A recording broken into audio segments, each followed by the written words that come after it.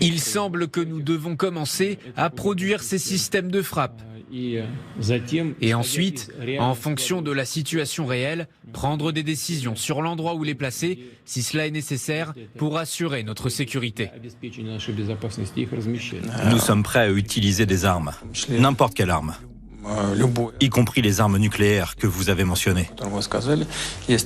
S'il s'agit de l'existence de l'État russe ou d'une atteinte à notre souveraineté et à notre indépendance. La menace est relativement claire, parce qu'avec une bordée de missiles de croisière sur une ville où vous rasez tout par la force des choses. Donc si vous voulez, la menace est quand même effective. Et il est clair pour tout le monde que ce conflit n'est qu'à un pas d'une troisième guerre mondiale à grande échelle. Et je pense que cela n'intéresse personne. Chers collègues, bonjour. Aujourd'hui, nous allons examiner de nouvelles mesures prises par la Fédération de Russie concernant un moratoire unilatéral sur le déploiement de missiles à portée intermédiaire et à plus courte portée basés au sol. Il y a quelques années, les États-Unis se sont retirés de ce traité sous un prétexte fallacieux et ont déclaré qu'ils allaient produire ces missiles. Nous avons fait savoir en 2019 que nous ne produirons pas ces missiles et que nous ne les déploierons pas tant que les États-Unis ne déploieront pas ces systèmes dans quelque région du monde que ce soit.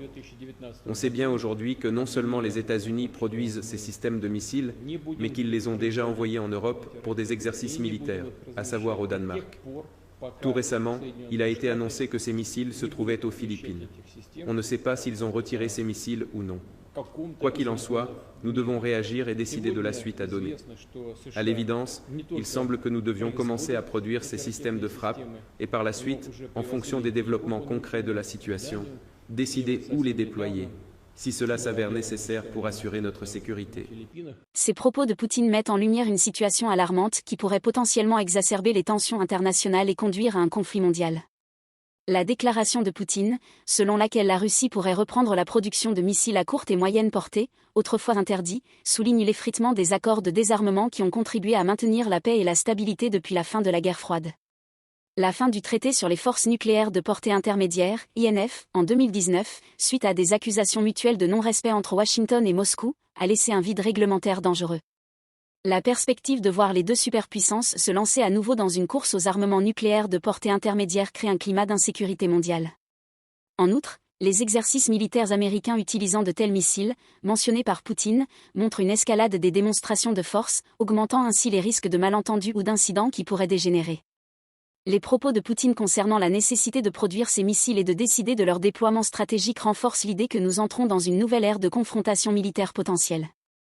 Cela pourrait inciter d'autres nations à réévaluer leurs propres capacités militaires, déclenchant une réaction en chaîne d'armement qui pourrait facilement échapper à tout contrôle. Les traités conclus pendant la guerre froide avaient pour objectif de prévenir une telle situation en limitant la prolifération des armes nucléaires et en réduisant les tensions. Leur disparition laisse le monde sans cadre de contrôle fiable, augmentant considérablement le risque d'un conflit mondial. La communauté internationale doit donc agir de toute urgence pour rétablir des mécanismes de dialogue et de contrôle des armements afin d'éviter un retour aux confrontations armées à grande échelle.